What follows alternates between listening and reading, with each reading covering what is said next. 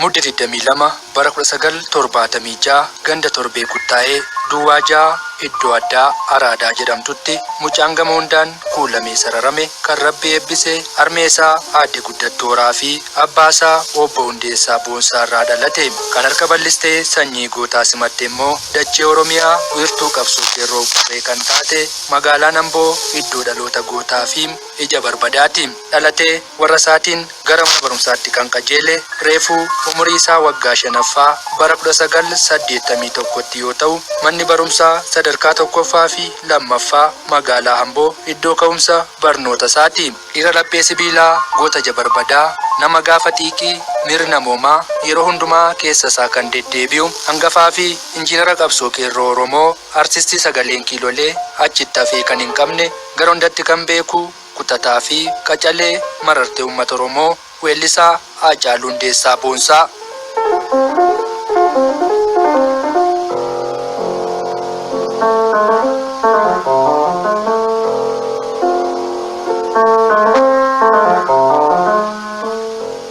Sirbituu Kaabee Kokkuma jedhamu Haacaaluun osoo mana barumsaa jiru umurii isaa waggaa 17tti gara qabsoo qeerroof qarree ilmaan abbaa gadaatti akka seenaan durdubee weellisaa kanaa lafa kaa'eera. Dhaloonni qubees ragaa qabatamaadha. Haacaaluuf barri 1995 immoo yeroo qorumsa biyyoolessaa kutaa 10ffaaf itti of qopheessu ta'uu bira darbee yerootti dararama mootummaa wayyaaneen irra ga'u qalamaan ofirraa faccisaa turedha. Yeroo kanatti Haacaaluun qalamaan mootummaa wayyaanee rasaasaan dubbii walqixuu fi diddus garuu Haacaaluun guyyaa tokkollee irraa seesee dhugaa dubbachuuf gara boodaatti jedhee hin beeku. Qabsoon Haacaaluu fi hiriyoota isaa waliin finiinuutti fufe. Haacaaluun yeroo mana barnootaa turetti osoo kutaa 11ffaa baratuu madaala qabsoo uummata Oromoo jallatee ture iddootti deebisuun dhaabuuf ga'ee gootaa fi leencaa kan taphate yoo ta'u yeroo sana keessa dararamarra ga'e argee fi dhagee osoo hin jedhiin keessummeessaa kaayoo ganamaan keessa isaa bule qabsoon finiinsuuf diddaa garbummaa mootummaa wayyaaneen fudhadhuun itti muddee waggoota 5f mana hidhaa Karchalleetti dabarsuu seenaa weellisaa Haacaaluu Hundeessaa Boonsaa fi hiriyoota isaa isa waliin mana hidhaa sana keessa turantu dhugaa jirtu lafa kaa'a.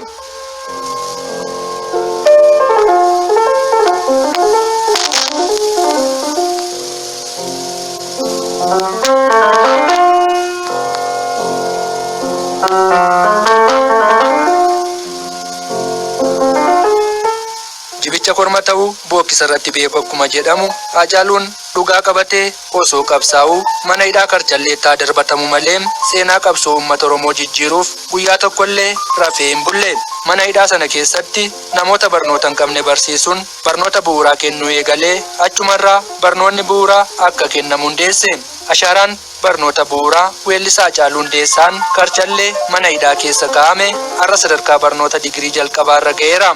Hojii karoora kutannoo fi daandii qabatee jiruun gootota duraanii keessaa weellisaa Eebbisaa Addunyaa fi Birgaadir Jeneraal Taaddasaa Birruutti irra deddeebiin kan fakkeeffamu weellisaa Haacaaluu Hundeessaa qabsoo uummata Oromoo injifannoon galma qabsiisuuf tokko lamaan tarkaanfachuu erga eegalee hanga guyyaa harka loote galtuun lubbuunsaa darbeetti imaanaa gootota Oromoo kaleessaa galmaan ga'uuf guyyaa tokkollee boqotee hin beeku.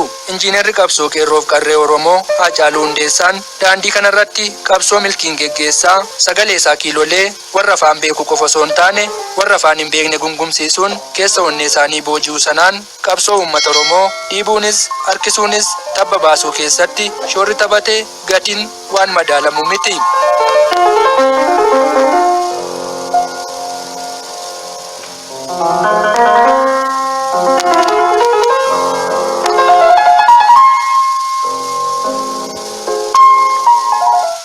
Haacaaluun sagalee kiilolee qabu sirba qofaaf osoo hin taane bifa walaloo fi yeedaloon seenaa gootota kaleessaa lafaa fi lafee uummata Oromoo akka malee saamamee fi iddoo malee cabee seenaarraa odeeffachuun dhaloota qubeerraaf qaqqabsiisuu hubachiisuu fi akka qajeelu taasisuu keessatti dorgomaa hin qabu. Hangafa qeerroowwan Oromoo har'aati. Miseensa baandii Oramboo kan ture konsertii jalqabaa magaalaa Jimmaatti kan eegale. Haacaaluun konsertii biraaf Jimmarraa gara Beddellee osoo deemuu balaa konkolaataa mudateen amma ta'e miidhamee waggoota 9f aartiirraa fagaate. Garuu achitti hin duune. Carraa viizaa Ameerikaas jiraachisus argate. Garuu achi jiraachuun barbaanne. amboo koo oromiyaa koo jedhee gara biyya dhaloota isaatti deebi'e. Qabsoo qeerroo Oromoof iddoo addaa kennuun qabsoo finiinsuutti fufee milkaa'as deeme. Sirboota weellisaa Haacaaluu Hundeessaa Boonsaa dargaggeessa qeerroo marartee uummata Oromoo gurra onnee fi laphee namootaa booji'an hedduu keessaa sanyii mootii hunda dandeessuu koo maalan jiraa fi jirra jirraan warra qeerroo fi qarree uummata Oromoo bira darbee onnee uummattoota kanneen biroo hatuu fi booji'uun injifatan keessatti qooda olaanaa taphatan keessaati. Eessa jirtaan immoo sirba haaraa weellisaa Haacaaluu Hundeessaa miixuurra turedha.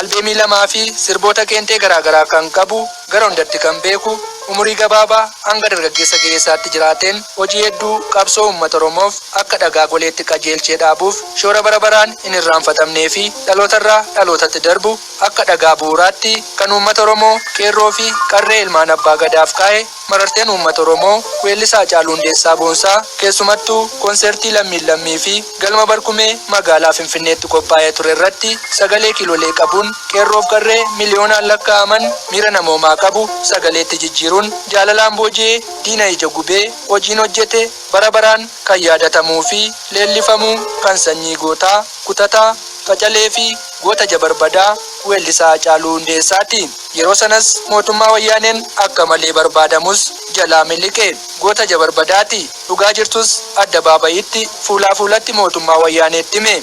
Ni gubee ni bobeesse. Injiinara qabsoo qeerroo Oromoo ta'ee daandii baase. Biyya boqochiisee diinas quboom nyaachise. Ifatti hojjetee dhoksaatti humna loote galtuun osoo hin gahin lubbuusaa kan dhabe mararteen uummata Oromoo dhiirri laphee sibiilaa goonni jabarbadaa weellisaa Haacaaluu Hundeessaa ashaaraa qabsoo uummata Oromoo keessatti qaburraa hanga akkaataa du'aatii isaatti imalirra deemee kan weellisaa Eebbisaa Addunyaa fi akkasuma goota Oromoo Birgaadir Jeneraal Taaddasaa Birruu waliin garaagarummaa dhabuun kichuu yaada labbeessaa gorsaa hayyuu artistii fi hangafa qeerroo Oromoo weellisaa beekamaa fi jaallatamaa kana akka galman geenye karaatti kuteera.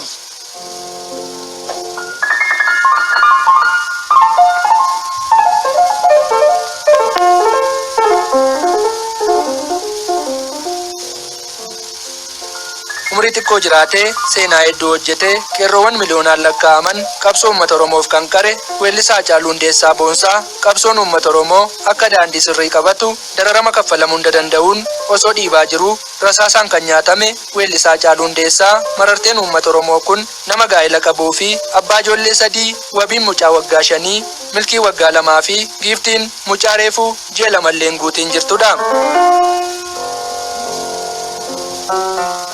Gochi harka diinaan gara jabinaan weellisaa Haacaaluu Hundeessaa irratti raawwate hojii aartii fi qabsoo uummata Oromoo qofarra osoo hin taane ijoollee daa'imman ola deemoo guddattoota kichuu kanarraas akka lammaffaan deebinetti marartee uummata Oromoo goota jabarbadaa kana galaafateera. Haacaaluun kutataa qacalee gara hundatti kan beeku waan hojjetu hundi kan irraa miidhagu miira namooma sirrii kan qabu iddoo dhaqe hundatti foolii Oromoo jedhu kan urgeessu hojiin hojjete rasaasaan osoo hin taane kabajaa fi ulfinaan kan geggeeffamu ture.